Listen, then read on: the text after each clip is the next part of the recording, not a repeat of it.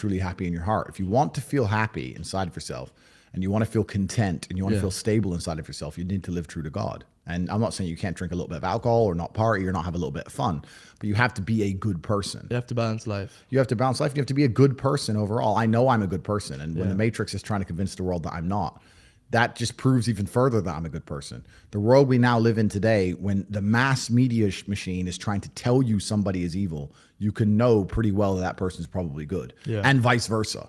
Like there's a reason they are trying so hard to convince people to ignore their own ears. People listen to my message and go, that's a positive message. And the media machine is going, no, it's not positive. He's bad. They're trying to brainwash you. Yeah. No, honestly, you're right. I'd like to ask you, like right now, in this moment, are you happy? Is this like the happiest moment you've been in your life? Or can you think back to a time where you were like, this is the happiest moment of my life? I don't believe in the societal paradigms in which they have tried to construct this idea of happiness. I don't believe or subscribe to the way that happy and sad is currently understood by the masses of the population. I think if you are anything less than absolutely distraught, you are happy. You're a version of happy. It's like saying gray is a version of black, right? No matter how light the gray is, you can still call it a version of black.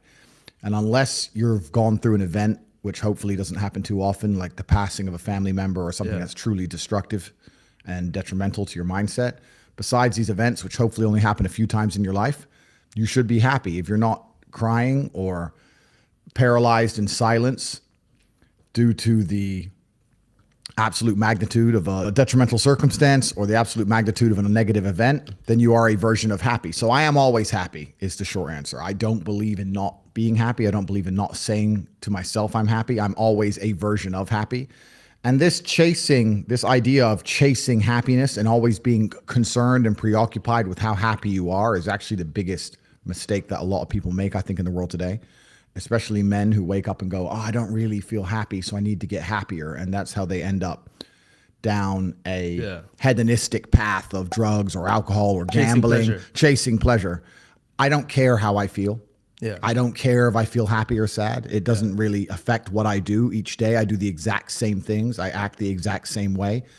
I don't care. I don't put weight to the significance